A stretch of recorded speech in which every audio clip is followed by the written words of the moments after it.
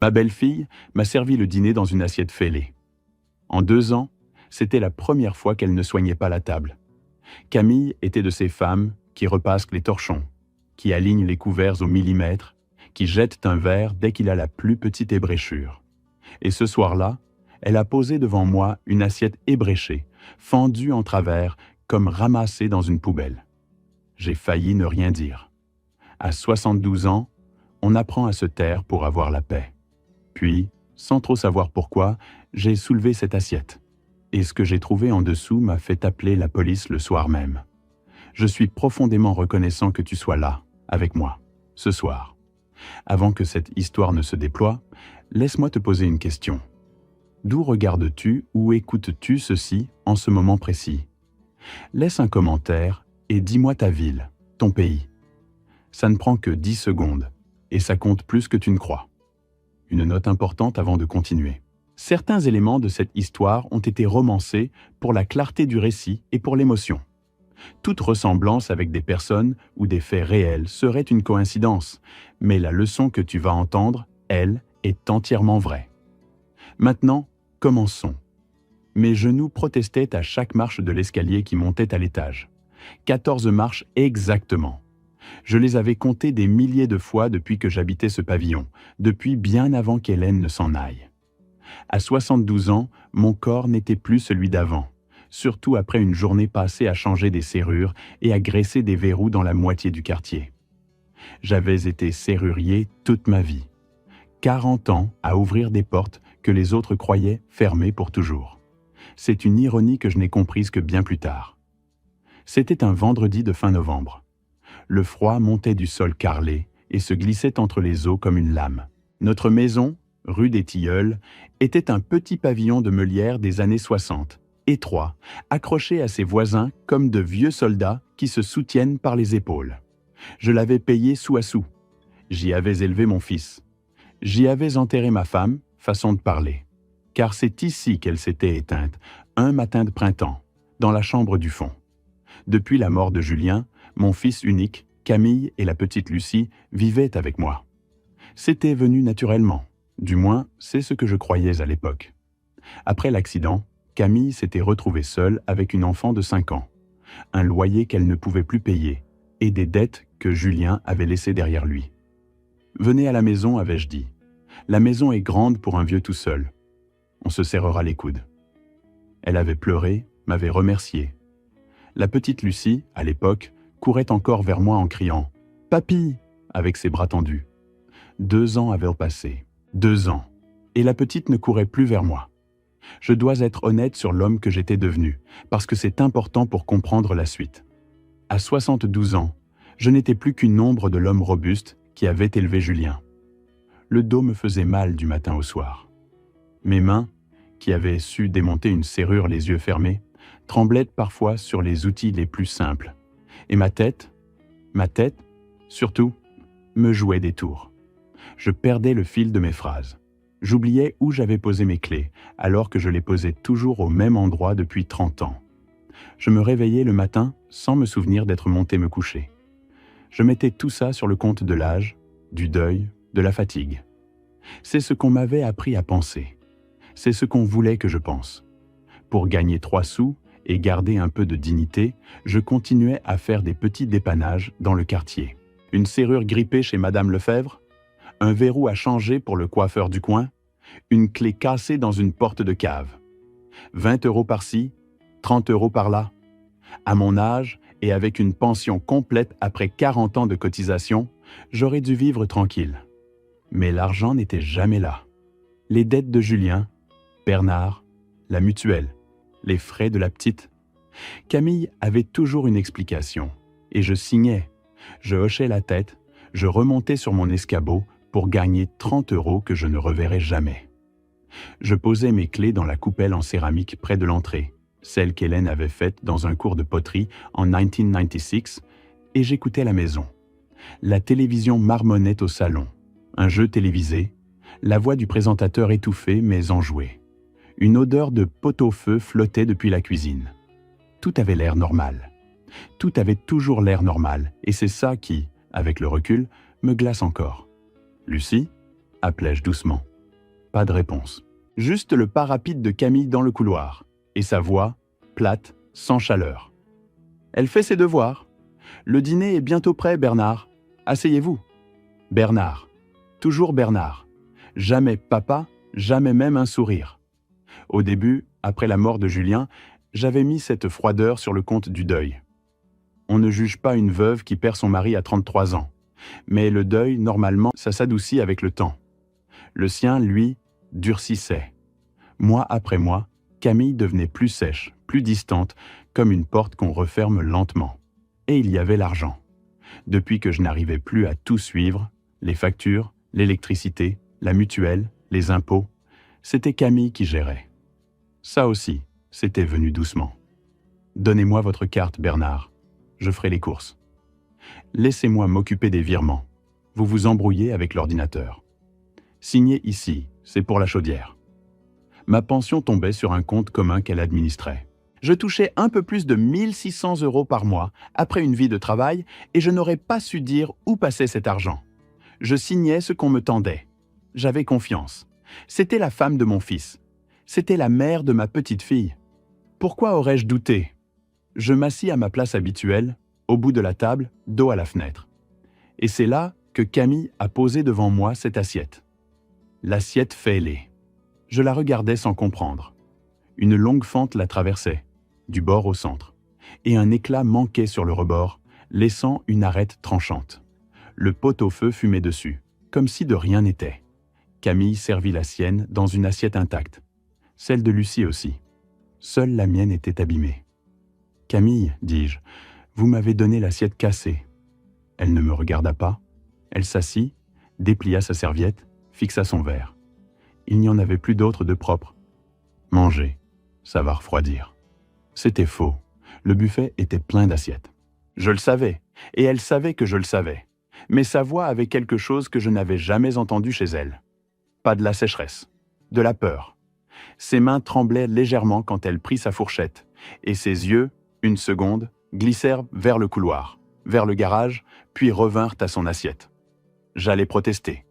Et puis Lucie, en face de moi, fit quelque chose d'étrange. Elle me fixa droit dans les yeux, elle qui ne me regardait presque plus, et, très légèrement, baissa le menton vers mon assiette. Un signe, un tout petit signe. Mon cœur fit un bond bizarre dans ma poitrine. Je pris l'assiette par les bords, comme pour l'examiner, comme un vieil homme qui râle après la vaisselle. Et je la soulevai de quelques centimètres au-dessus de la nappe. Dessous, plié en 4, glissé entre le set de table et le bois, il y avait un morceau de papier. L'écriture était celle d'une enfant. Grosse, maladroite, appuyée si fort que le crayon avait failli percer le papier. 7 mots. 7 mots qui ont tout fait basculer. Papy, ne bois pas le thé, aide-nous. Je ne sais pas comment j'ai gardé mon calme. 40 ans à ouvrir des serrures dans le froid, dans la nuit, ça vous apprend à ne pas trembler quand il le faut. Je reposai l'assiette. Je dépliai ma propre serviette. Et je dis, d'une voix que je voulais ennuyer, « Bon, tant pis pour l'assiette.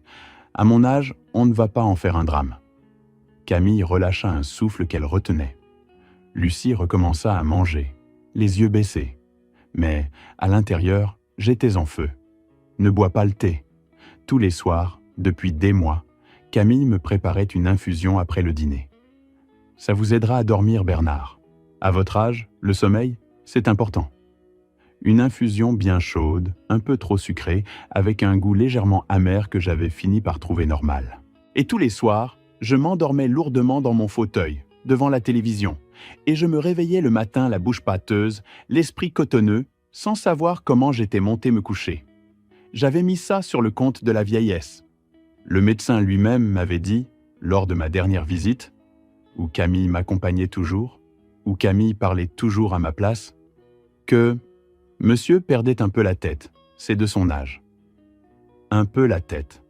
Je repensais aux derniers mois, aux trous dans ma mémoire, aux papiers que je signais sans comprendre, à cette impression constante de marcher dans le brouillard, et à cette petite phrase, répétée par Camille devant le médecin, devant la voisine, devant le notaire un jour, où j'avais cru aller signer pour la chaudière. Mon beau-père n'a plus toute sa tête, vous savez. Une porte, dans ma poitrine, s'ouvrit lentement sur quelque chose de noir. Après le dîner, Camille débarrassa. Elle prit mon assiette fêlée et je vis qu'elle vérifiait, d'un coup d'œil rapide, que le papier n'y était plus. Il était dans ma poche. Je l'avais glissé là pendant qu'elle se levait. Mon cœur cognait si fort que je croyais qu'elle l'entendait. « Je vous fais votre tisane, Bernard ?» demanda-t-elle, déjà tournée vers la bouilloire. « Pas ce soir, dis-je. J'ai l'estomac un peu barbouillé. Je vais juste me coucher tôt. » Elle se figea une seconde. Puis, comme vous voulez, je montai les 14 marches, plus lentement que jamais, en sentant son regard dans mon dos.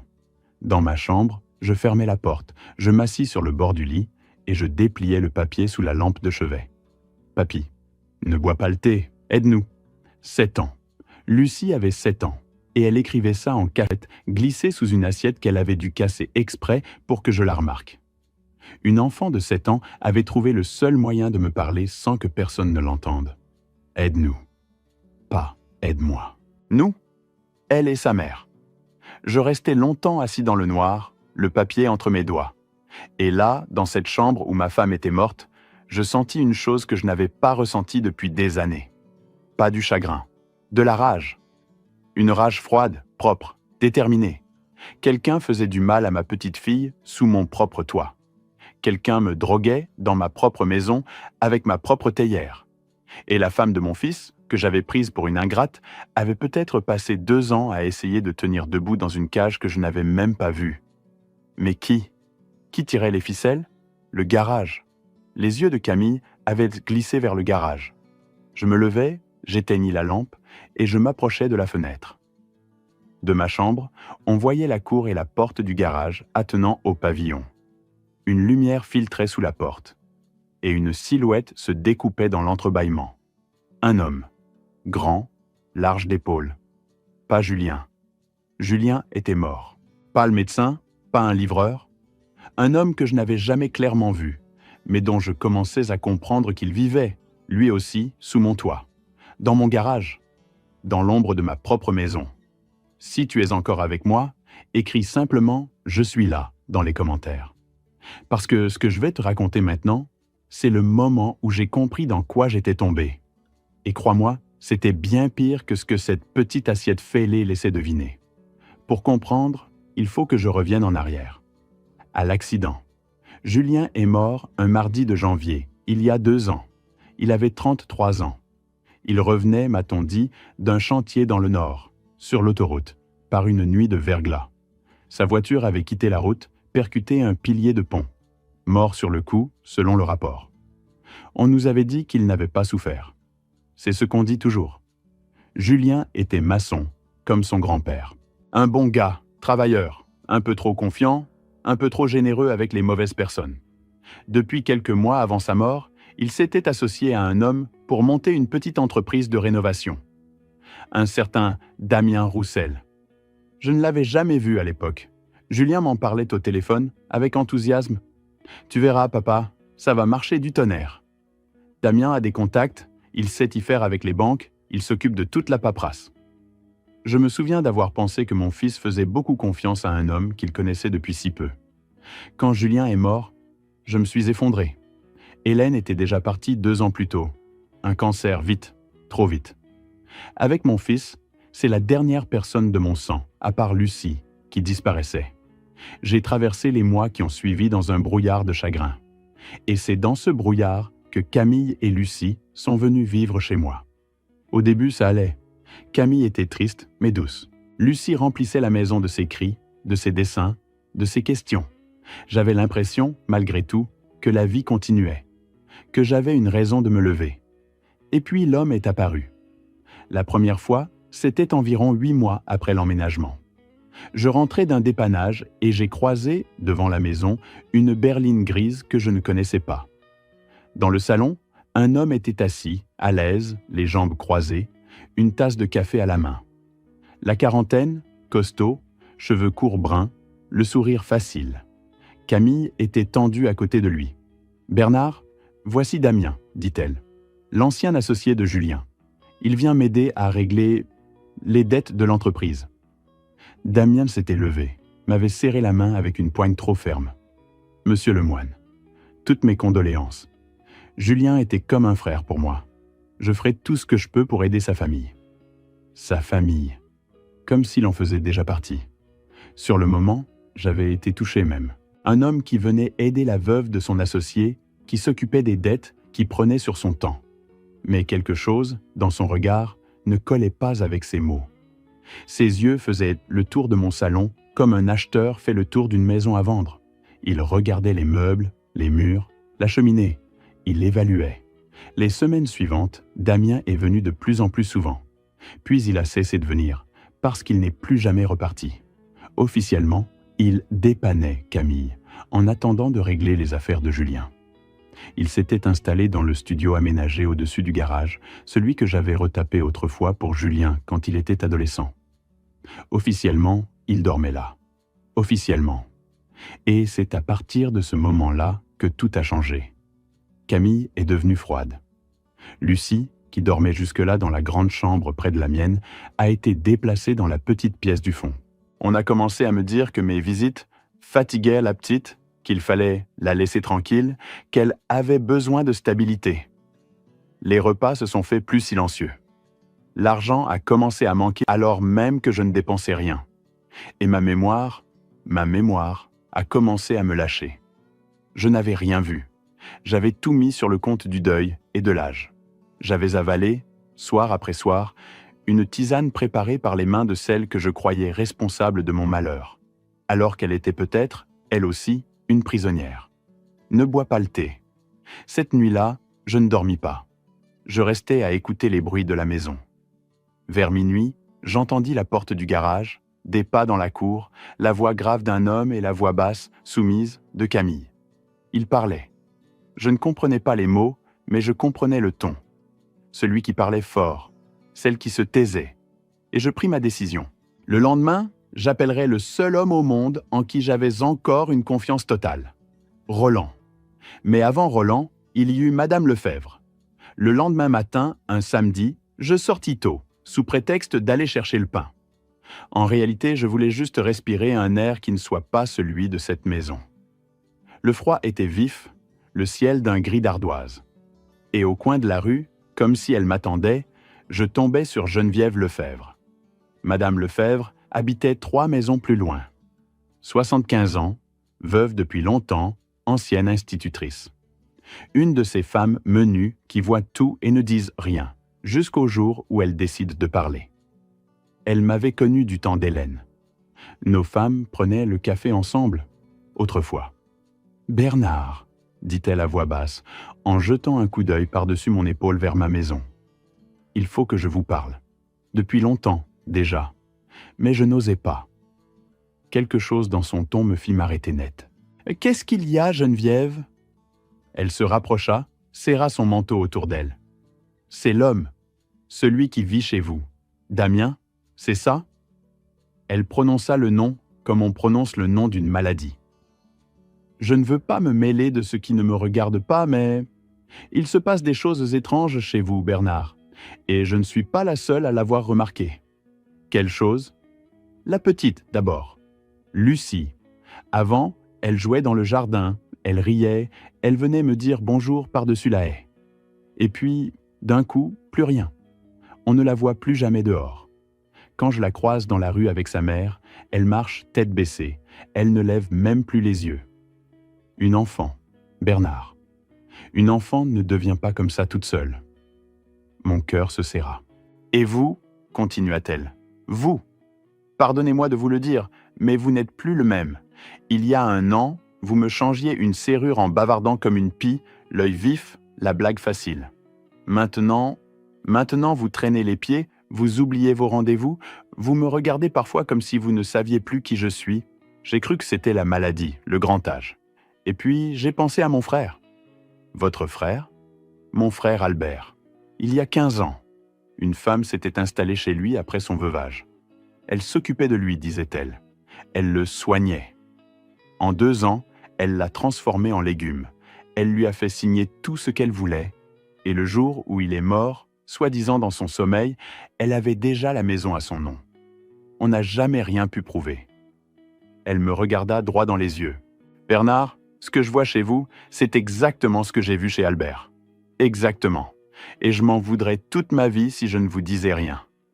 Je restais sans voix. Le pain, la rue, le froid, tout avait disparu.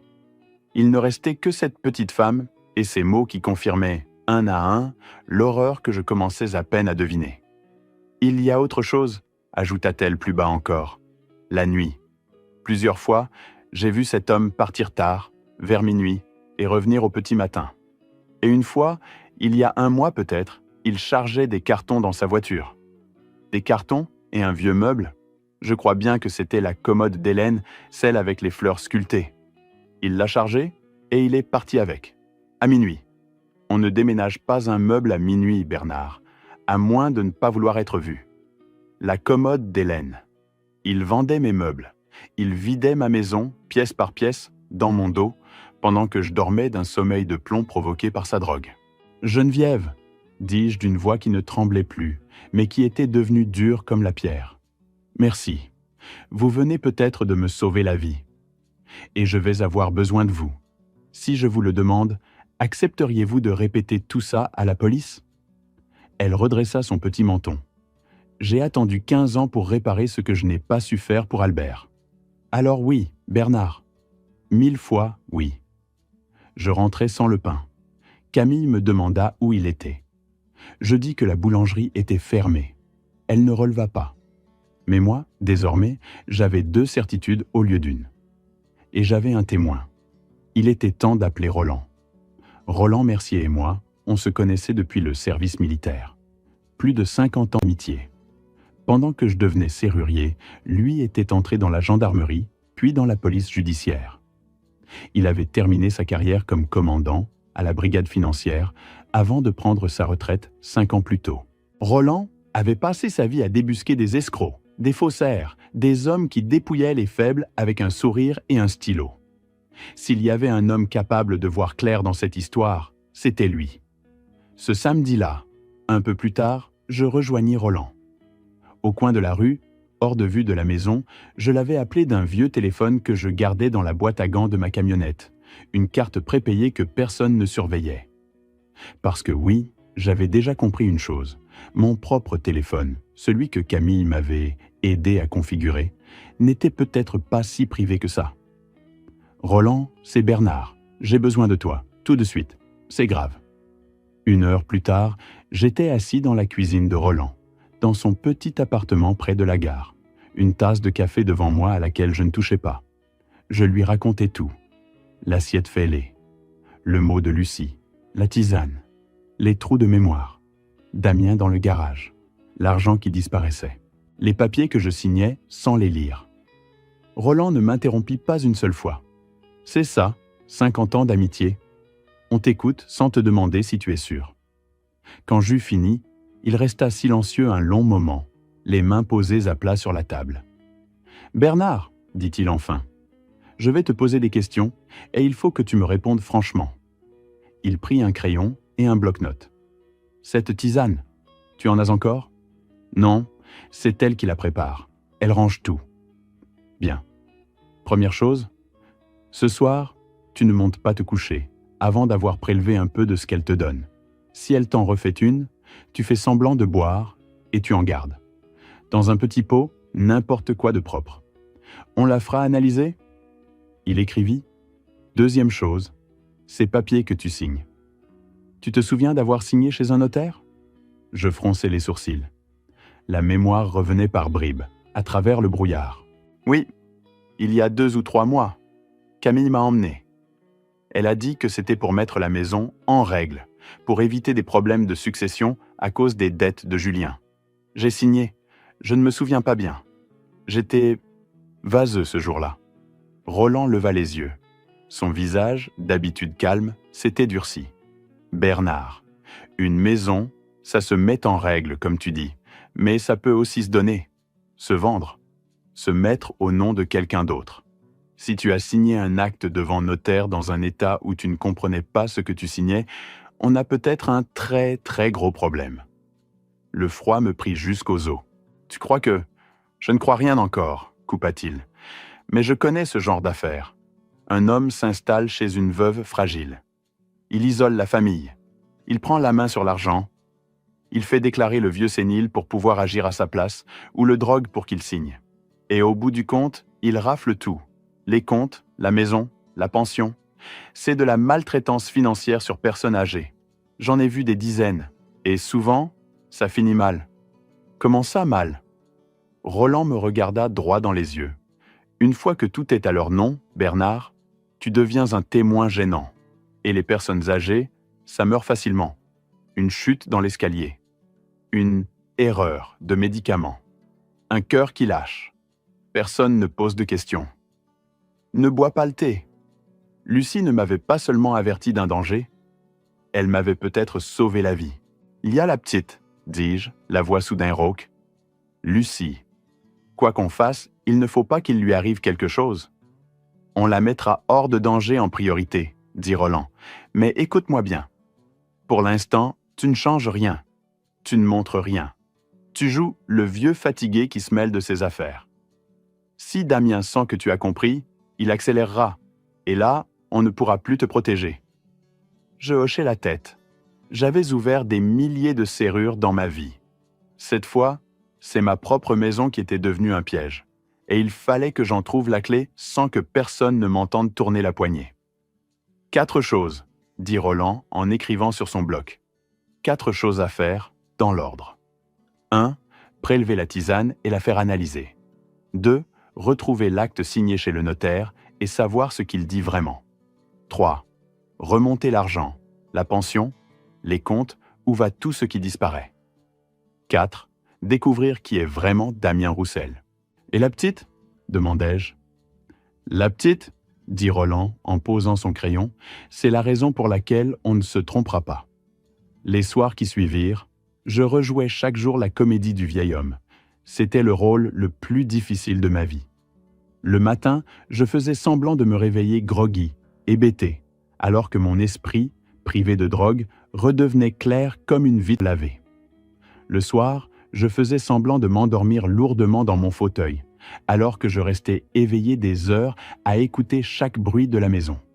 Et chaque soir, je récupérais un peu de ma tisane dans un pot de confiture que je cachais ensuite au fond de ma boîte à outils, dans le garage, le seul endroit où il n'allait jamais fouiller, parce que c'était le territoire du vieux serrurier sénile. 3 pots en 3 soirs. De quoi prouver l'empoisonnement de manière irréfutable. Pendant ces 3 jours, Roland tira ses fils de son côté, et moi, je devins une paire d'yeux à l'intérieur de la maison. La nuit, à la fenêtre de ma chambre, j'observais le garage, la cour, les allées et venues de Damien. Madame Lefebvre avait raison. Presque chaque nuit, vers minuit, la berline grise sortait sans bruit, phares éteints jusqu'au bout de la rue, et ne revenait qu'aux premières lueurs. Le 2e soir, je décidai de savoir où il allait. J'avais prévenu Roland par mon vieux téléphone. À 11 heures, il gara sa voiture 2 rues plus loin, dans l'ombre, et m'attendit. Je sortis par la porte de la cuisine, sans bruit, en serrurier qui sait faire glisser un verrou sans qu'il chante. Le froid de la nuit me coupa le souffle, mais j'étais plus vivant que je ne l'avais été depuis des mois. Je rejoignis la voiture de Roland. « Tu es sûr de toi ?» me demanda-t-il en me tendant un thermos de café. « À ton âge, jouer les détectives la nuit ?»« À mon âge, répondis-je. Je n'ai plus de temps à perdre. » À minuit 7, la berline grise glissa hors de la rue des Tilleuls. Roland attendit 5 secondes, puis démarra, tous feux éteints lui aussi sur les premiers mètres. Nous le suivîmes à distance, 2 voitures derrière, comme Roland savait le faire après 30 ans de filature. Damien traversa la ville endormie, puis la zone commerciale, et s'engagea enfin dans une rue bordée d'entrepôts et de boxes de stockage, ces hangars métalliques qu'on loue au mois pour entasser ce qu'on ne veut pas chez soi ou ce qu'on ne veut pas qu'on trouve chez soi.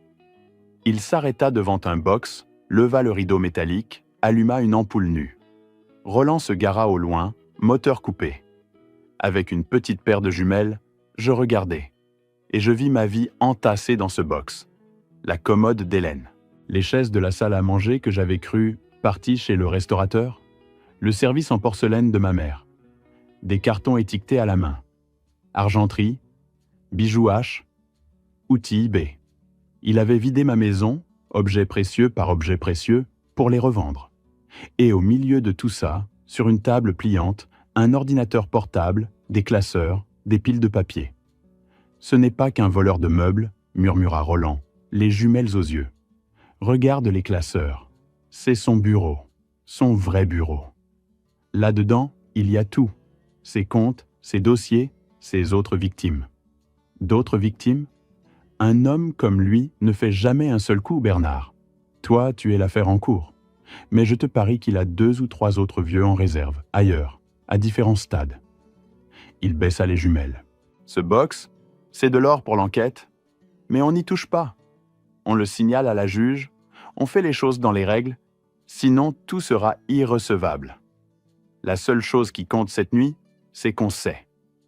Nous attendîmes. Damien resta 1 heure dans son box, à pianoter sur son ordinateur, à trier des papiers. Puis il rabaissa le rideau, cadenassa et repartit. Nous ne le suivîmes pas au retour. Je rentrai à pied par les ruelles et me reglissai dans la maison endormie par la porte de la cuisine, le cœur battant, mais l'âme étrangement calme. J'avais vu l'antre de l'homme qui me dépouillait, et je savais désormais que je n'étais qu'un nom sur une liste. Combien d'autres vieillards, seuls, en deuil, dormaient en ce moment d'un sommeil empoisonné, pendant que cet homme vidait leur vie dans des hangars de tôle? Cette pensée-là acheva de transformer ma peur en mission. Le 3e soir, Damien dîna avec nous. C'était la première fois depuis longtemps qu'il se montrait à table en ma présence. Peut-être pour me surveiller, peut-être par arrogance. Il mangeait avec appétit, parlait fort, riait de ses propres blagues. Il appelait Lucie « ma puce » d'une voix mielleuse, et je vis la petite se recroqueviller chaque fois qu'il le faisait. Il posa une fois sa grosse main sur l'épaule de Camille, et je vis Camille se raidir sous cette main comme sous un poids. « Alors, Bernard ?» dit Damien en pointant sa fourchette vers moi, « toujours à grimper aux échelles à votre âge? Vous devriez lever le pied. À 72 ans, faut penser à se reposer. Laissez les jeunes s'occuper de tout. » Il sourit. « On est là pour ça, nous.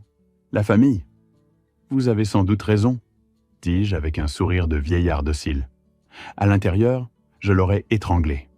Après le dîner, comme chaque soir, Camille me prépara la tisane. Je la vis verser l'eau bouillante, ajouter le sachet et, d'un geste rapide, dos tourné, croyant que je ne voyais pas, y mêler quelque chose qu'elle prit dans le tiroir près de l'évier. Une poudre, quelques gouttes, je ne pus pas voir quoi, mais je vis son visage. Elle ne le faisait pas avec malveillance. Elle le faisait avec terreur, en jetant un regard vers le salon où Damien s'était installé devant la télévision. On la forçait. J'en étais maintenant certain. Elle posa la tasse devant moi. « Tenez, Bernard, pour bien dormir. »« Merci, ma fille, » dis-je. Et le mot « ma fille » la fit tressaillir, comme si je l'avais touchée à un endroit sensible. Je portai la tasse à mes lèvres. Je fis semblant de boire. Puis, quand elle se détourna pour ranger, je me levai en grommelant « Je vais aux toilettes » et dans la salle de bain, je versai le contenu de la tasse dans un petit pot de confiture vide que j'avais glissé dans ma poche. Je revins, posai la tasse vide sur la table, m'installai dans mon fauteuil et fermai les yeux comme si le sommeil me prenait. Au bout d'un moment, j'entendis Damien à voix basse. « Il dort ? » « Il dort, » répondit Camille. « Toujours pareil. Dans 10 minutes, il sera complètement parti. » Bien. Un silence. Puis, demain, on retourne chez le notaire. Le rendez-vous est calé pour finaliser. Tu l'amèneras comme la dernière fois. Tu lui donnes sa dose le matin, il signe la donation et c'est réglé. Après, la maison est à nous, et le vieux, on verra. Damien, dit Camille, et sa voix tremblait. Je ne veux pas que... Enfin, tu avais dit qu'on le laisserait tranquille. Qu'il pourrait rester. Il restera. Le ton de Damien me glaça plus que tout le reste. Le temps qu'il faudra. Et après, les vieux, ça part dans son sommeil. C'est triste, mais c'est la vie. Je gardais les yeux fermés. Je gardais mon souffle régulier. Mais à l'intérieur, je hurlais. Demain. Il m'emmenait signé demain. Une donation. La maison. Et ensuite, ce qu'il appelait, le sourire dans la voix, partir dans son sommeil. Il me restait moins de 12 heures. Je ne dormis pas une seconde de la nuit. Allongé dans le noir, je réfléchis comme je n'avais pas réfléchi depuis des années. Le brouillard, privé de sa dose, commençait à se dissiper, et avec lui, l'esprit me revenait, clair et tranchant. Je ne pouvais pas refuser d'aller chez le notaire. Refuser, c'était montrer que j'avais compris, et Damien accélérerait. Mais je ne pouvais pas non plus signer. La solution, Roland me l'avait soufflé à l'aube par mon vieux téléphone, à voix basse, depuis la cour où j'étais sorti, prendre l'air. Tu y vas, m'avait dit Roland. Mais tu n'as pas pris ta dose, donc tu seras lucide. Tu fais semblant d'être groggy comme d'habitude. Et chez le notaire, au dernier moment, tu refuses de signer. Devant un officier public, ils ne peuvent rien te forcer. Tu dis que tu veux réfléchir, relire, consulter ton propre notaire. C'est ton droit absolu. Le notaire est tenu de vérifier ton consentement. Si tu dis non clairement, sobrement, devant lui, l'acte tombe à l'eau. Et ça nous donne le temps. Et si Damien comprend, il comprendra. Mais il sera dans un cabinet de notaire, avec témoin, en plein jour. Il ne pourra rien faire sur le moment. Et pendant ce temps, moi, je m'occupe du reste. J'ai déjà passé des coups de fil cette nuit, Bernard. Tu vas voir, on va lui tomber dessus de partout à la fois. Le matin, Camille me prépara mon café et, j'en suis sûr, y glissa la dose du matin, dont avait parlé Damien. Je fis semblant de boire, je le versai dans l'évier quand elle eut le dos tourné. Je jouais l'homme lourd, lent, l'œil vague. « On va où déjà ?» demandai-je d'une voix pâteuse. « Chez le notaire, Bernard, » répondit Camille sans me regarder. « Pour les papiers ? Vous vous souvenez ? » « Ah oui, les papiers. » Lucie partait à l'école. Damien la conduisait, ce matin-là. Un détail qui me serra le cœur. L'idée de cette brute au volant, avec ma petite fille. Avant de monter dans la voiture, Lucie se retourna vers moi. Et elle me fit un petit signe. Le même qu'à table. Un signe minuscule, plein d'espoir et de peur. « Papy, j'ai laissé le mot. Tu as compris ?» Je hochai la tête, très légèrement. « J'ai compris, ma chérie. Papy est là. » Ses yeux s'illuminèrent une seconde avant que la portière ne se referme. Camille me conduisit en ville, à l'étude de Maître Vasseur. Damien nous y rejoindrait après avoir déposé Lucie, avait-il dit. Dans la voiture, Camille ne parlait pas. Ses mains serrèrent le volant.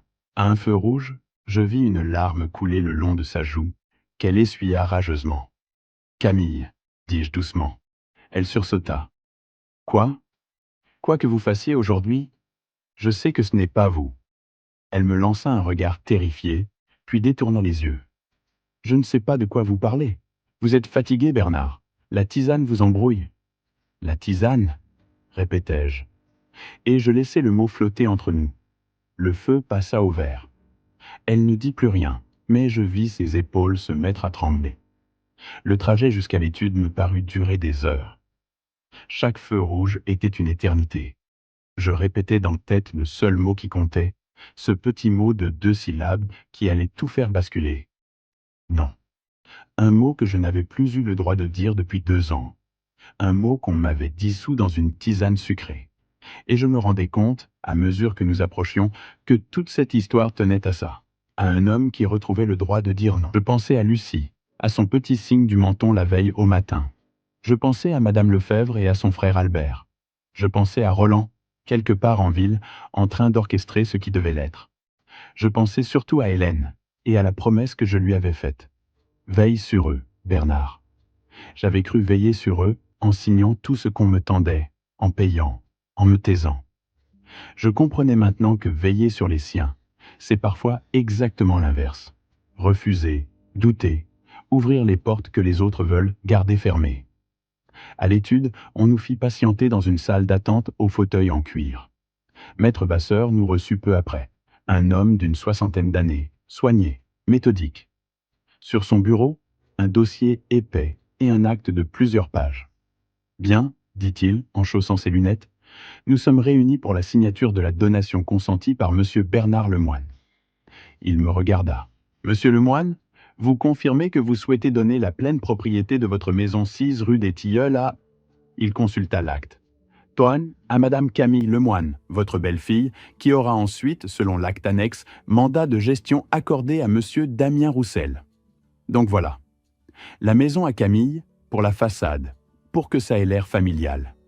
Et le contrôle réel à Damien, par un mandat. L'homme du garage devenait, d'un trait de plume, le maître de tout ce que j'avais bâti en 40 ans. Au même moment, la porte s'ouvrit. Damien entra, tout sourire, soufflant qu'il s'excusait du retard, la circulation, et il s'assit à côté de Camille, posant cette main lourde sur la table comme un propriétaire. Maître Vasseur poussa l'acte vers moi et me tendit un stylo. « Si vous voulez bien parapher chaque page et signer la dernière, monsieur le moine. » Je pris le stylo. Je regardais la première page, et je relevai la tête, l'œil clair, la voix nette, sans la moindre trace de pâteux. « Non. » Le silence tomba sur la pièce. « Pardon ?» fit le notaire. « Je ne signe pas, dis-je. Je ne donne ma maison à personne. Je n'ai jamais voulu la donner. Et je veux que l'on m'explique pourquoi on me fait avaler tous les soirs une tisane qui m'empêche de réfléchir. Et pourquoi j'ai déjà signé, il y a quelques mois, des papiers dans cette même étude, alors que j'étais à moitié inconscient. » Camille devint blanche. Damien, lui, perdit son sourire d'un coup. Une autre chose apparut sur son visage. Quelque chose de dur, de dangereux, qui ne s'embarrassait plus de comédie. « Bernard, dit-il d'une voix basse et menaçante, vous délirez. Maître, je vous l'ai dit, mon beau-père perd la tête. Il a des moments de confusion, de paranoïa. Le médecin peut en témoigner. » Vraiment ? Une nouvelle voix, depuis la porte. Roland. Il était entré sans bruit, accompagné d'une femme en tailleur que je ne connaissais pas et de 2 hommes au maintien que je reconnus tout de suite. Des policiers, même en civil, ça se voit. « Bonjour, dit Roland. Commandant Mercier, police judiciaire, à la retraite, mais je vous présente le capitaine Delaunay, brigade de protection des personnes vulnérables, et madame qui est procureure adjointe. Nous aimerions, monsieur Roussel, vous poser quelques questions. Et avant tout, maître Vasseur, je vous demanderai de ne valider aucune signature aujourd'hui. Cet acte fait l'objet d'une enquête. » Damien se leva si brusquement que sa chaise tomba. Mais je vais trop vite. Avant ce matin chez le notaire, il y avait eu 3 jours. 3 jours où, pendant que je jouais le vieillard docile à la maison, Roland avait tiré sur tous les fils en même temps. Et ce qu'il avait découvert dépassait tout ce que j'avais imaginé. Le premier jour, il avait porté ma tisane à un ami pharmacien toxicologue. Le résultat était tombé en 24 heures. La tasse contenait une dose massive de benzodiazépine, des somnifères puissants, sur ordonnance, ainsi que des traces d'un anticholinergique qui provoque, à la longue, confusion, perte de mémoire et désorientation. À petite dose, tous les soirs, pendant des mois. De quoi transformer un homme lucide en vieillard qui n'a plus toute sa tête? De quoi le faire passer pour incapable? De quoi le tuer, aussi, si l'on augmentait la dose le bonsoir? C'est une intoxication volontaire, Bernard, m'avait dit Roland au téléphone, la voix grave. Caractérisée. On t'empoisonnait à petit feu. Le 2e jour, Roland avait remonté l'argent. Avec l'aide d'un ancien collègue et d'une réquisition que la procureure avait accepté d'engager au vu de l'analyse toxicologique, il avait eu accès au mouvement bancaire. Et là, le tableau s'était dessiné, glaçant. Ma pension, 1 640 € par mois, tombait bien sur le compte commun. Mais dans les heures qui suivaient, chaque mois, la quasi-totalité était virée vers un autre compte. Un compte ouvert au nom d'une société, DR Rénovation Service, une coquille vide dont le gérant unique était Damien Roussel. En 2 ans, près de 38 000 € de ma pension étaient passés par ce circuit. À cela s'ajoutaient mes économies. Un livret que j'avais mis de côté toute ma vie, près de 22 000 €, vidé en 3 virements, pour régler les dettes de Julien, m'avait-on dit. 60 000 € au total, tout ce que j'avais. Tout ce que j'avais cru garder pour Lucie. Et il y avait pire. Sur le compte de la société de Damien, Roland avait repéré d'autres entrées régulières, venant de sources qu'il était en train d'identifier. Des sommes plus importantes. Damien ne se contentait pas de me dépouiller. J'étais une victime parmi d'autres. Le 3e jour, Roland avait découvert qui était vraiment Damien Roussel. « Bernard », m'avait-il dit, et je l'avais rarement entendu aussi sérieux, « assieds-toi avant que je te dise ça. » Damien Roussel avait déjà été condamné. 2 fois. La première pour abus de faiblesse sur personne âgée. Il s'était installé chez une veuve de 78 ans, L'avait isolé de ses enfants, lui avait fait signer un testament en sa faveur. La vieille dame était morte de sa belle mort, 3 mois après la signature. La famille avait porté plainte, mais faute de preuves suffisantes sur les circonstances du décès, Damien n'avait été condamné que pour l'abus de faiblesse et n'avait fait que quelques mois de prison. La deuxième condamnation concernait une escroquerie, une fausse entreprise de rénovation, des chantiers facturés et jamais réalisés, des clients ruinés. Le mode opératoire était toujours le même. Un homme charmeur, des contacts dans le bâtiment, une société écran et une cible. Les personnes seules, vulnérables, en deuil, des familles brisées dans lesquelles il se glissait comme une lame dans une plaie. Avant de te raconter la dernière chose que Roland a découverte, la pire de toutes, celle qui concerne mon fils, j'ai besoin que tu fasses quelque chose pour moi. Si tu es encore là, écris 3 mots dans les commentaires, « Je suis là ». C'est tout, juste pour me dire que tu n'es pas parti. Parce que ce que je vais te dire maintenant, c'est le cœur de toute cette histoire. C'est là que tout bascule pour de bon. Et je préfère ne pas le dire à une salle vide. « Et Julien ?» avais-je demandé à Roland, la gorge nouée. « Comment Julien est-il tombé sur un type pareil ?» Roland avait marqué un silence. Un de ces silences qui annoncent le pire. « C'est là que ça devient grave, Bernard. J'ai repris le dossier de l'accident de ton fils. » Mon cœur s'était arrêté. L'accident a été classé sans suite. Verglas, perte de contrôle, choc contre un pilier. Mais en relisant le rapport, il y a des choses qui ne collent pas. Julien avait découvert, dans les semaines avant sa mort, que son associé détournait l'argent de l'entreprise. Il y a des mails, Bernard. Julien menaçait Damien de tout révéler, de porter plainte. Et puis, 10 jours plus tard, il meurt sur une route qu'il connaissait par cœur, par une nuit où, selon la météo de l'époque, il n'y avait pas de verglas signalé sur ce tronçon. J'avais dû m'asseoir. La pièce tournait. Tu es en train de me dire que... Je suis en train de te dire que la mort de ton fils n'était peut-être pas un accident, et que l'homme qui dort dans ton garage, qui empoisonne ton thé et qui voulait te faire signer ta maison ce matin, est peut-être celui qui a tué Julien. Voilà ce que Roland avait trouvé.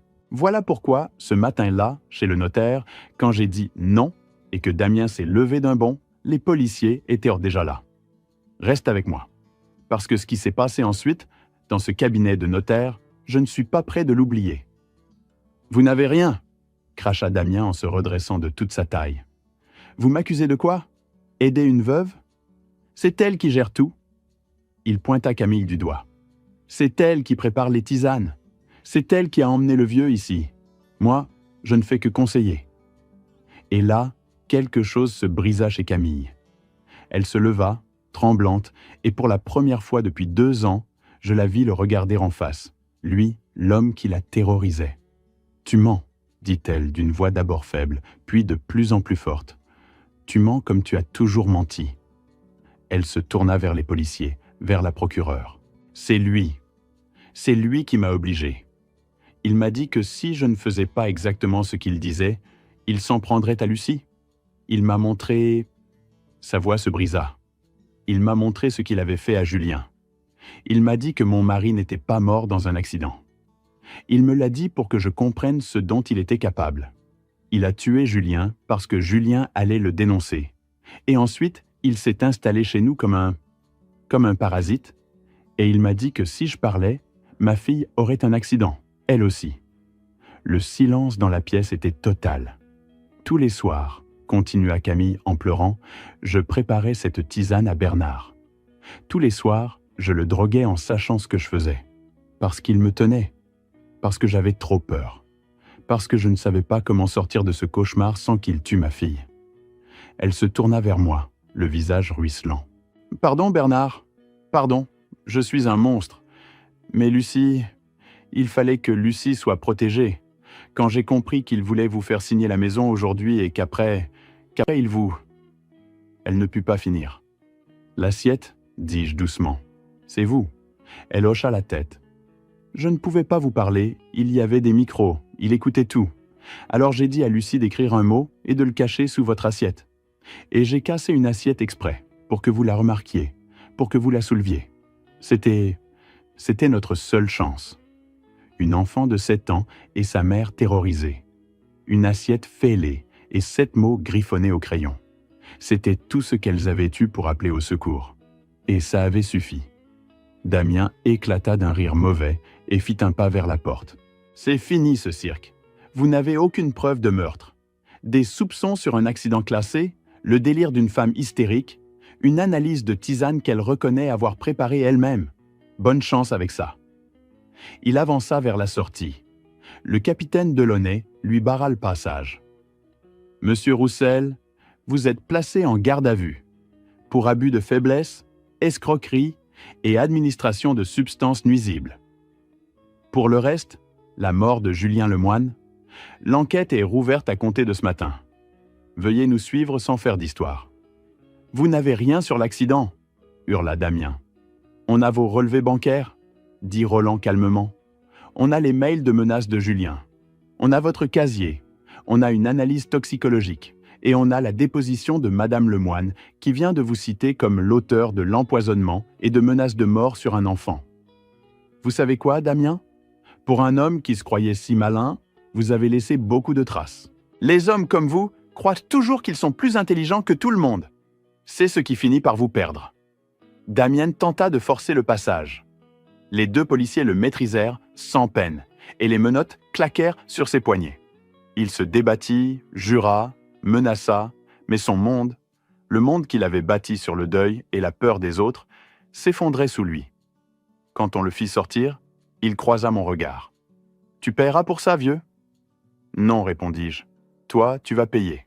Pour mon fils, pour ma maison, et surtout, pour avoir fait écrire à une petite fille de 7 ans un appel au secours sous une assiette. Ça, je ne te le pardonnerai jamais. » On l'emmena. Le plus important venait après. Pendant que Damien partait en garde à vue et que Camille faisait sa déposition, je n'avais qu'une idée en tête. Lucie. Lucie était à l'école et Damien l'y avait conduite ce matin-là. Il était hors d'état de nuire maintenant, mais l'angoisse me tordait le ventre. Roland conduisit lui-même. À l'école, le capitaine Delaunay avait déjà prévenu la directrice. On me laissa aller chercher ma petite fille. Quand Lucie sortit de sa classe et qu'elle me vit, dans le couloir, debout, droit, l'œil clair, sans cette tête de vieillard groggy qu'elle avait dû voir chaque matin depuis des mois, elle s'arrêta net. Puis elle comprit, et elle se mit à courir. « Papy !» Elle se jeta dans mes bras avec une force que je ne lui connaissais plus. Je la serrai contre moi, ma petite fille, en sentant son petit cœur cogner contre ma poitrine, et je pleurais sans honte, là, au milieu du couloir d'une école. « Tu as compris, papy ?» murmura-t-elle dans mon cou. « Tu as soulevé l'assiette. » J'ai soulevé l'assiette, ma chérie. Et tu sais quoi? Tu es la petite fille la plus courageuse que je connaisse. C'est toi qui nous as sauvés. Toi. Le monsieur, il va revenir? Sa voix tremblait. Je m'agenouillai, malgré mes genoux, et je pris son petit visage dans mes mains. Non, plus jamais, je te le promets. Et tu sais que papy, quand il promet quelque chose, il le tient. Elle hocha la tête, gravement, et posa son front contre le mien. Sur le chemin du retour, dans la voiture de Roland, elle me raconta, à sa manière, par bribes, comme les enfants racontent les choses trop grosses pour eux. Le monsieur qui criait fort, maman qui pleurait la nuit, l'interdiction de venir me parler, de me faire des câlins. La peur surtout. Cette peur permanente qui avait rempli la maison depuis des mois et que, moi, dans mon brouillard de drogue, je n'avais même pas su nommer. Et puis cette idée, la sienne, soufflée par sa mère, le mot, l'assiette. Maman m'a dit que tu étais serrurier, papy, que tu savais ouvrir les portes que les autres ne savaient pas ouvrir. Alors j'ai pensé que si je te donnais une toute petite clé, tu trouverais la serrure. Je dus me détourner vers la vitre pour qu'elle ne me voie pas pleurer encore. Une toute petite clé. 7 mots sous une assiette fêlée. Et le vieux serrurier avait trouvé la serrure. Ce soir-là, après que Lucie se fut endormie chez Roland, car nous ne pouvions évidemment pas rentrer rue des Tilleuls tout de suite, le temps que la maison soit sécurisée et que Camille soit auditionnée. Roland et moi restâmes seuls dans sa cuisine. 2 vieux hommes, une bouteille de marque et le silence d'après la tempête. « Je ne te remercierai jamais assez, dis-je enfin. Sans toi, je serais déjà mort. Lucie aussi, peut-être. Roland fit tourner son verre entre ses doigts sans répondre tout de suite. Puis il dit, sans me regarder, « J'avais une fille, Bernard. » Je le fixais. En 50 ans, il ne m'en avait jamais parlé. « Élise, continua-t-il, tu ne l'as jamais connue. Elle est morte il y a 12 ans. Elle avait 26 ans. » Il but une gorgée. Elle s'était mise avec un type, un homme plus âgé, charmeur, qui la coupait peu à peu de nous. On ne la voyait plus. Quand on l'appelait, c'était lui qui répondait ou elle qui parlait d'une voix qu'on ne lui connaissait pas. Ma femme me disait « Roland, il y a quelque chose qui ne va pas. Fais quelque chose, tu es flic. » Et moi, le grand commandant de la PJ qui démontait des réseaux entiers, je n'ai rien fait. Je me disais qu'elle était adulte, que c'était leurs affaires, que je me faisais des idées. Sa mâchoire se crispa. Un soir, on l'a retrouvée au bas de son escalier. Chute accidentelle, a-t-on conclu. Mais moi, j'ai vu le dossier. J'ai vu les hématomes qui n'allaient pas avec une chute. J'ai su, et je n'ai jamais rien pu prouver. Le type a disparu dans la nature avec ce qu'il restait de l'argent d'Élise. Affaire classée. Le silence retomba entre nous, lourd. « Voilà pourquoi, quand tu m'as appelé, reprit-il, la voix enrouée, je n'ai pas hésité une seconde. Parce que cette fois, Bernard, cette fois j'avais une chance de faire ce que je n'avais pas su faire pour ma fille. D'arriver à temps. De ne pas me dire « je me fais des idées ». Il leva les yeux vers moi et ils étaient humides.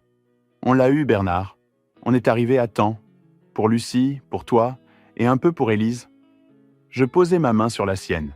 2 vieilles mains abîmées par la vie. Nous ne dîmes plus rien. Il n'y avait plus rien à dire.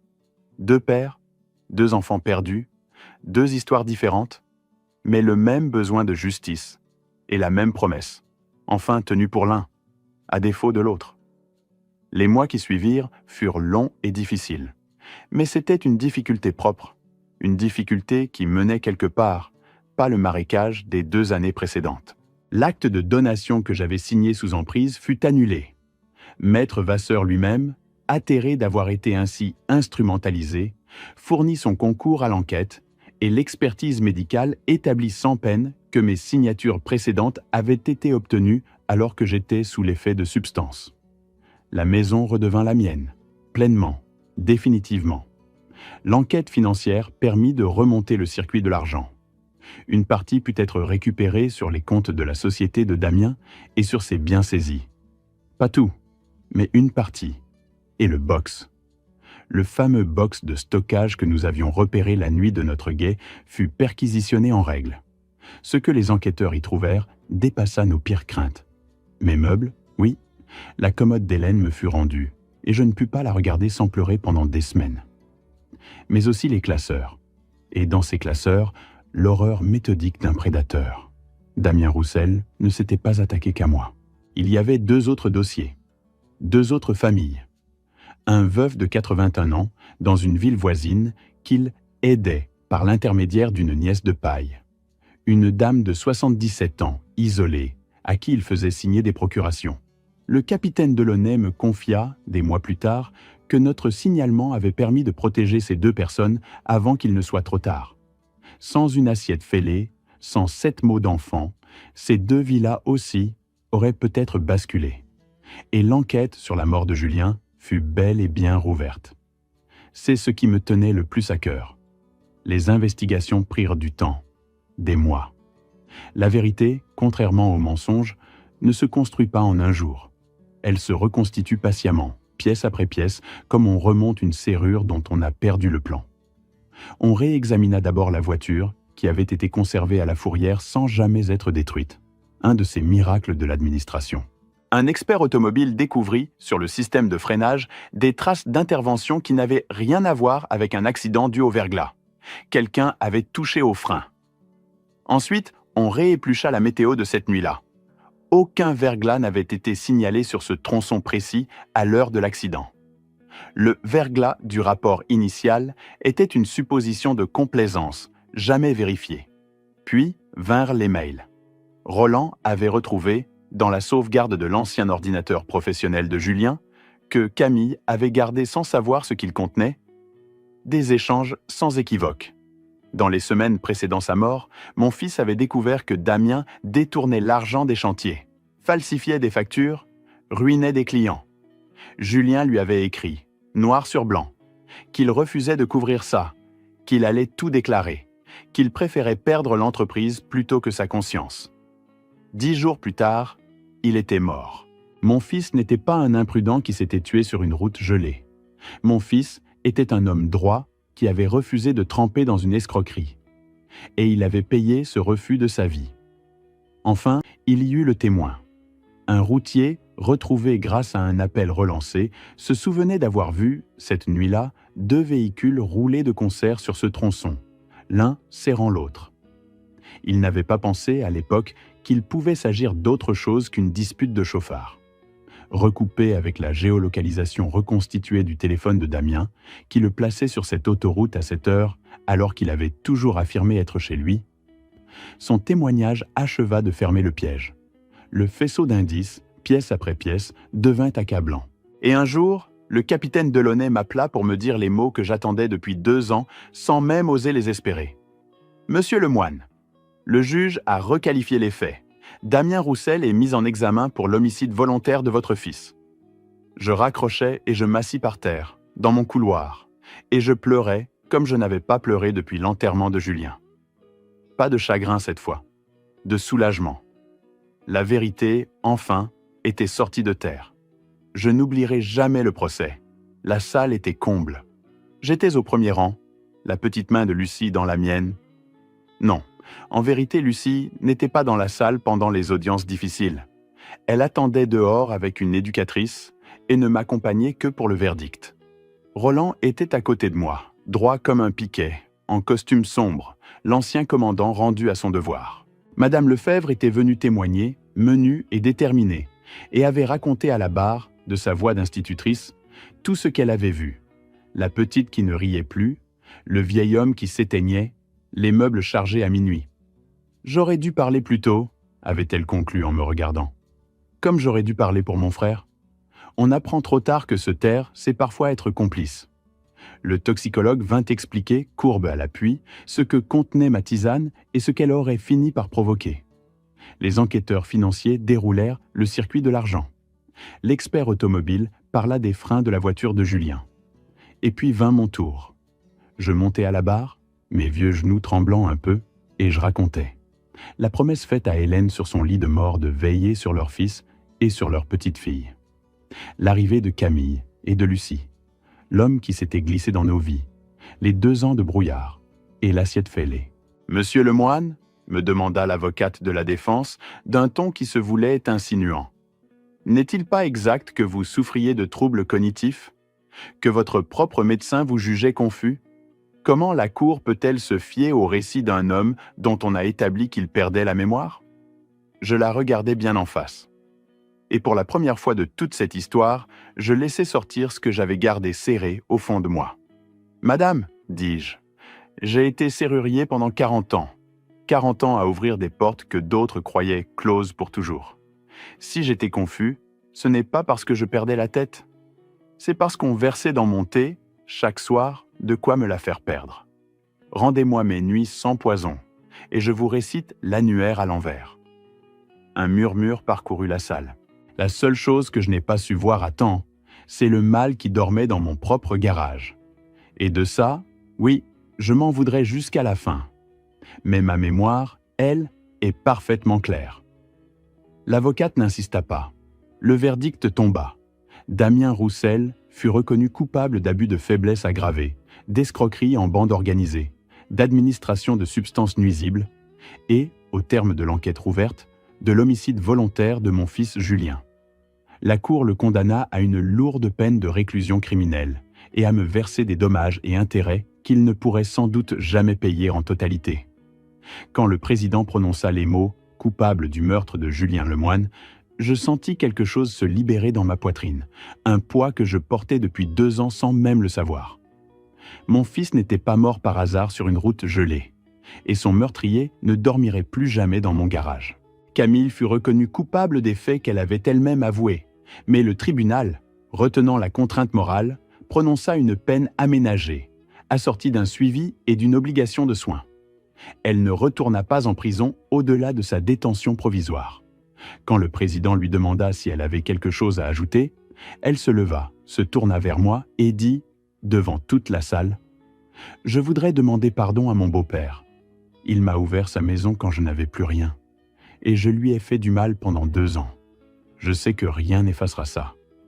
Mais je voudrais qu'il sache que, chaque soir où je lui tendais cette tasse, je mourais un peu. Et que la seule chose qui m'a permis de tenir, c'est de savoir que, peut-être, un jour, je trouverais un moyen de tout arrêter.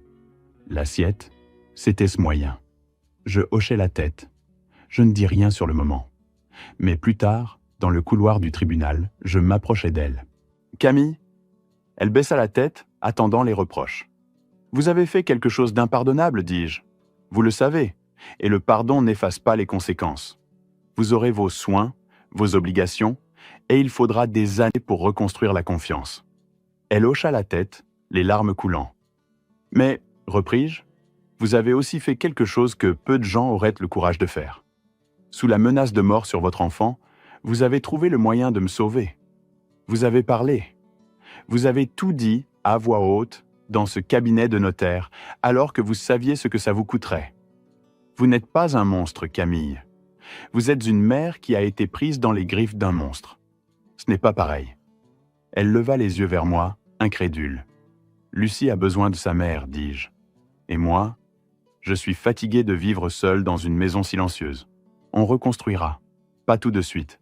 Pas vite, mais on reconstruira. » 1 an plus tard, l'automne était revenu rue des Tilleuls, avec son froid qui monte du sol et ses feuilles qui s'accrochent aux grilles comme de vieux souvenirs. Mais la maison n'était plus la même. La maison respirait, de nouveau. J'avais rouvert l'atelier dans le garage. Oui, dans ce garage. J'avais tout vidé, tout repeint, tout aéré, jusqu'à ce qu'il ne reste plus rien de l'homme qui y avait dormi. Et j'y avais réinstallé mon établi, mes étaux, mes boîtes de clés et de cylindres. Le samedi, Lucie venait m'y rejoindre. « Bon, ma puce ?» Non, je ne disais plus « ma puce », Damien avait sali ce mot. Je disais « ma championne ». Regarde bien, voilà comment on démonte une serrure sans la forcer. « Comme tu as fait pour nous sauver, papy ?» demandait-elle, les yeux brillants. « Exactement comme ça. On cherche le bon point. On y va doucement. Et un jour, ça cède. » Elle se penchait sur l'établi, la langue entre les dents, concentrée comme seuls les enfants savent l'être. Et je revoyais, par-dessus son épaule, l'ombre d'un autre enfant penché au même endroit, 30 ans plus tôt. Julien, mon fils. La justice ne me l'avait pas rendu. Rien ne me le rendrait. Mais elle avait nettoyé son nom, lavé sa mémoire et puni celui qui la lui avait volée. Et ça, je pouvais vivre avec. L'argent récupéré, la part des biens saisis de Damien qui me revenait, ajoutée à ce qu'il restait sur mes comptes une fois la donation annulée, ne représentait pas tout ce qu'on m'avait volé. Mais c'était une somme honnête. Un soir, à la table de la cuisine, sous la lampe, je pris un cahier et je fis une liste, comme je faisais autrefois mes devis de serrurier. En haut de la liste, j'écrivis « Pour Lucie ». La plus grosse part irait dans un placement bloqué, à son nom, auquel elle pourrait toucher à sa majorité. Études, formation, un toit, ce qu'elle voudrait. Personne ne pourrait y toucher avant elle. J'avais appris, à mes dépens, à verrouiller ce qui compte. Une autre part servirait à remettre la maison en état. Refaire la toiture, le tableau électrique, poncer les parquets que je n'avais pas touchés depuis la mort d'Hélène. Et le reste, je le gardais de côté, pour les imprévus, parce qu'à mon âge, on apprend qu'il y en a toujours. Je regardais cette liste longtemps. Hélène aurait aimé. Elle avait toujours dit que l'argent ne valait que parce qu'on en protégeait. J'avais mis 2 ans et failli y laisser la vie pour le comprendre vraiment. Camille, elle, suivait ses soins, son obligation de travail. Elle avait trouvé un emploi à mi-temps dans une pharmacie, un choix qui pouvait sembler cruel, vu son histoire, mais qu'elle avait fait, je crois, comme une forme de réparation, comme pour rester du bon côté des choses. Elle vivait toujours là, dans la chambre du fond, avec Lucie. Entre nous, ce n'était pas l'amour facile des familles, dans les publicités. C'était quelque chose de plus lent, de plus prudent, mais de plus solide aussi. la confiance qu'on reconstruit pierre à pierre en sachant ce qu'elle a coûté. Il y avait eu un soir, quelques semaines après le procès, où tout aurait pu basculer entre nous. Je l'avais trouvée dans la cuisine, à 2 heures du matin, assise dans le noir, fixant la bouilloire. Elle ne m'avait pas entendu descendre. Camille. Elle avait sursauté et j'avais vu, à la lueur du réverbère qui entrait par la fenêtre, qu'elle pleurait. « Je n'arrive plus à faire bouillir de l'eau », avait-elle murmuré. « Vous comprenez ? À chaque fois que j'allume cette bouilloire, je revois ce que je vous faisais. Je me dégoûte, Bernard. Comment vous pouvez encore me laisser vivre sous votre toit ? Je ne le comprends pas. » Je m'étais assis en face d'elle. J'avais pris la bouilloire, je l'avais remplie, je l'avais mise à chauffer. Et j'avais préparé 2 tasses de tisane. Une pour elle, une pour moi. J'avais bu la mienne devant elle, lentement, sans la quitter des yeux. « Vous voyez, avais-je dit, de l'eau, des plantes, du sucre, plus rien d'autre. On reprend cette maison telle qu'elle aurait toujours dû être. Une tasse de tisane, ça redevient une tasse de tisane. Une assiette, ça redevient une assiette. Et une famille, ça peut redevenir une famille, si on le veut vraiment, et si on n'oublie jamais ce qui a failli la détruire. » Elle avait pleuré encore, mais autrement. Et le lendemain, elle avait refait bouillir de l'eau sans trembler. Un dimanche, nous sommes allés tous les 3 au cimetière. Sur la tombe de Julien et sur celle d'Hélène, juste à côté, nous avons déposé des fleurs, des marguerites, les préférées d'Hélène. Je me suis agenouillé. Hélène, Julien. C'est réglé, la vérité est sortie. Lucie est en sécurité, et la maison est toujours debout. J'ai tenu bon. Lucie s'agenouilla à côté de moi. « Papy, tu crois que papa et mamie sont fiers de nous ?» Je regardais cet enfant qui avait traversé tant de choses, qui avait eu le courage de glisser 7 mots sous une assiette quand toute la maison était devenue un piège. « Je crois qu'ils sont surtout fiers de toi, ma championne. » Le soir, sur le pas de la porte, en regardant le ciel viré à l'orange et au rose au-dessus des toits, Lucie posa sa tête contre mon bras. « Papy, tout est redevenu normal ?»« Non, dis-je. On a fait notre propre normal. À nous. J'aime bien notre normal, dit-elle. Je passai mon bras autour de ses épaules. J'avais perdu ma femme, j'avais perdu mon fils. Pendant 2 ans, on m'avait dépouillé de mon argent, de ma mémoire, de ma dignité, sous mon propre toit. Mais j'avais encore cette petite. J'avais encore une maison qui respirait. Et j'avais retrouvé, au fond de moi, l'homme que j'avais été. Celui qui ne croyait pas aux portes définitivement fermées. Et à toi qui as écouté cette histoire jusqu'au bout, je voudrais laisser quelque chose. Pas une morale toute faite, juste ce que la vie m'a appris, trop tard, mais pas tout à fait trop tard. Pendant 2 ans, j'ai signé des papiers que je ne lisais pas. J'ai bu une tisane dont je ne me demandais pas ce qu'elle contenait. J'ai laissé le chagrin et l'âge m'arracher ma méfiance, et j'ai pris la froideur d'une femme terrorisée pour de l'ingratitude. J'ai vu une enfant s'éloigner de moi et je me suis dit « c'est l'âge, c'est le deuil, ça lui passera ». J'ai vu un homme s'installer dans mon ombre et je me suis tu pour avoir la paix. Ne fais pas comme moi. Si quelque chose te semble étrange dans ta propre maison, ne te raconte pas d'histoire pour avoir la paix. Si une personne âgée que tu aimes change soudain, devient confuse, isolée, dépendante de quelqu'un qui contrôle tout, pose des questions. Vérifie. Insiste. L'abus de faiblesse sur les personnes âgées est l'un des crimes les plus silencieux qui soient, parce qu'il se déguise en gentillesse, en aide, en famille. Il avance sous le masque du dévouement. Et si un enfant, dans une maison, devient soudain trop sage, trop silencieux, trop apeuré, écoute-le, même quand il ne dit rien, surtout quand il ne dit rien. Parce que parfois, un enfant n'a pas les mots pour appeler au secours. Parfois, il n'a qu'une assiette fêlée et 7 mots griffonnés au crayon. Et il faut quelqu'un, dans sa vie, qui pense encore à soulever l'assiette. Le mal le plus profond ne vient pas toujours d'un inconnu dans la rue. Il vient parfois s'asseoir à ta table, te sourire, t'appeler la famille, et te tendre une tasse de thé bien chaude en te disant que c'est pour ton bien. Mais la vérité finit toujours par remonter. Toujours. Il faut juste, quelquefois, un peu de courage, un vieil ami fidèle, une enfant plus brave que nous tous, et le réflexe de soulever ce qu'on nous pose devant les yeux pour regarder ce qu'il y a dessous. Lucie grandit maintenant, forte, droite, lumineuse. Et chaque soir, quand je la regarde dormir, je remercie le ciel de m'avoir donné la chance de la protéger et de lui offrir un avenir qui ne repose plus sur le mensonge ni sur la peur. Parfois, le samedi, à l'atelier, elle me demande de lui réapprendre à crocheter une serrure. Elle a 7 ans, bientôt 8, et déjà ses petits doigts trouvent le point de résistance, ce moment précis où le mécanisme cède. « Doucement, papy », dit-elle en répétant mes propres mots. On cherche le bon point, et un jour ça s'ouvre. Et je me dis que je ne lui transmets pas seulement un métier. Je lui transmets une manière de regarder le monde. Ne jamais croire qu'une porte est fermée pour toujours. Ne jamais accepter une serrure sans en chercher la clé.